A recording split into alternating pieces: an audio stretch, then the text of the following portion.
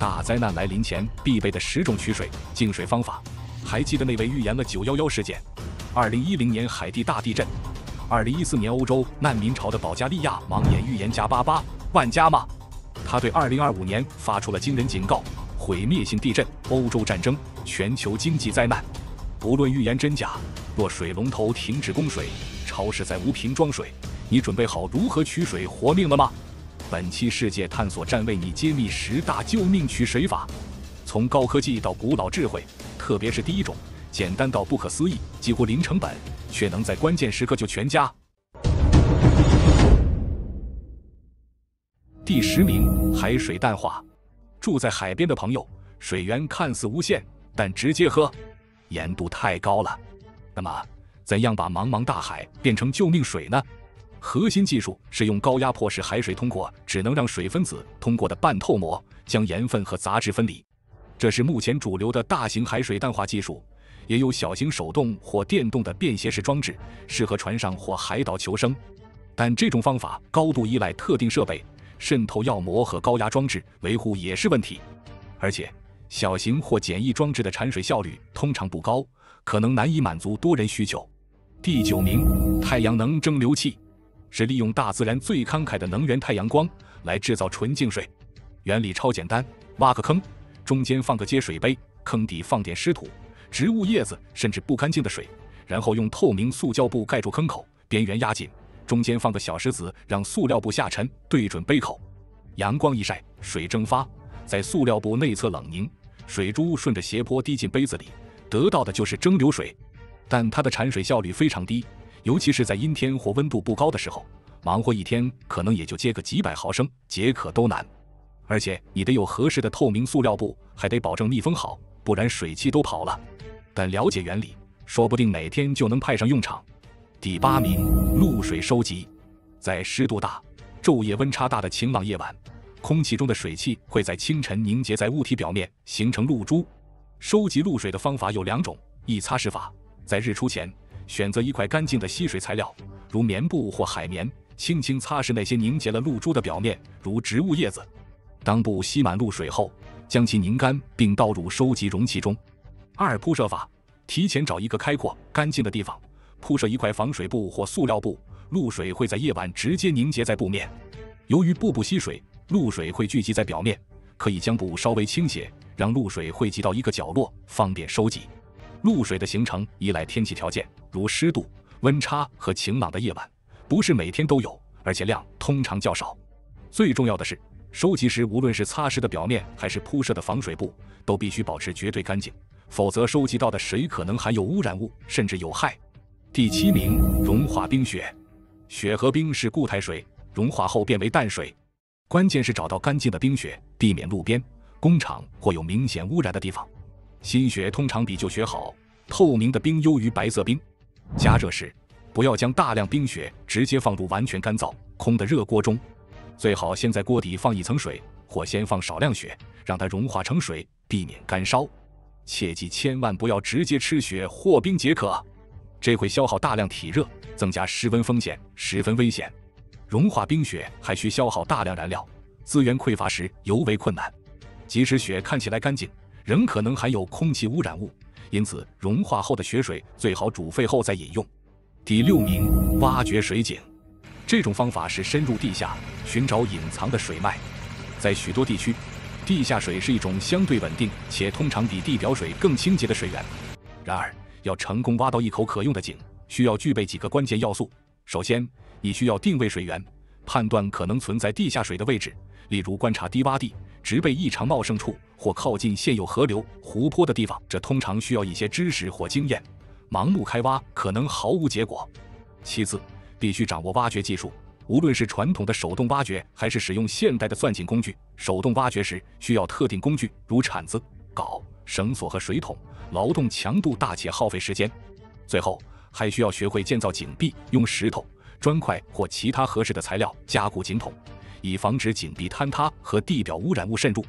挖井最大的问题是水质的不确定性，浅层地下水极易受到地表活动的污染，如农药、化粪池渗漏。即使是深井水，也可能含有超标的天然矿物质或其他污染物。因此，挖出的井水通常必须经过检测和彻底净化才能安全饮用。这种方法更适合长期定点生存，对稳定水源有迫切需求，并且具备相应劳动力、工具和知识的场景。第5名，植物蒸腾水收集。通过向植物借水来获取纯净水。植物会通过叶子蒸发水分，我们可以用一个干净的透明塑料袋套住一株茂盛、健康、无毒的植物汁液，通常阔叶植物效果更好，然后把袋口扎紧。在阳光照射下，植物蒸腾的水蒸气会在袋子内壁凝结成小水珠，最终收集到纯净水。然而，这种方法的产水量比太阳能蒸馏器低得多，可能需要许多袋子和很长时间才能收集到少量水。而且，选错植物可能会带来危险，有些植物的汁液是有毒的。因此，这种方法仅适用于极端情况下的求生技巧，实用性非常有限。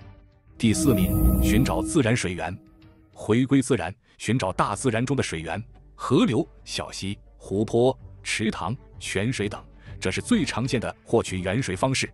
寻找时，遵循水往低处流的原则，沿着山谷、峡谷、沟渠向下游行进，直到找到最低点。留意那些比周围地区更绿、更茂密、生长更旺盛的植物带，这通常意味着附近有地表水或浅层地下水。找到水源后，如何判断水质相对安全？一般来说，流动水通常比死水好，源头水优于下游水，远离农田、工厂、牧场、居民区的水源更为理想。同时，观察水质，水是否清澈，是否有异味，是否有死鱼或死虫，水面上是否有油污。动物喝水的痕迹通常是好兆头，但也不能完全依赖。最重要的一点，几乎所有自然水源，哪怕看起来清澈，也可能含有肉眼看不见的细菌、病毒、寄生虫，甚至化学污染物。因此，找到水源只是第一步，后续的净化处理绝对不能忽视，否则喝下去可能比缺水死得更快。第3名，雨水收集。雨水在下了一段时间后，相对较干净，是很好的淡水来源。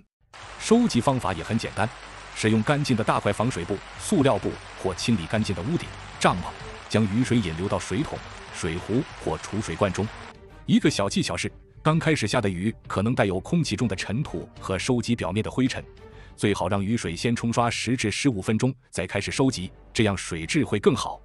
这种方法特别适用于多雨地区，但缺点也很明显，不下雨就没辙，而且需要足够大的收集面积才能获得较多水量。收集到的雨水要妥善储存，并加盖密封，避免2次污染。为了绝对安全，特别是长期饮用，建议还是过滤或者煮沸一下。第2名，化学净水。通过现代化学技术，化学净水剂如净水药片或净水液，可以快速杀灭水中的有害物质。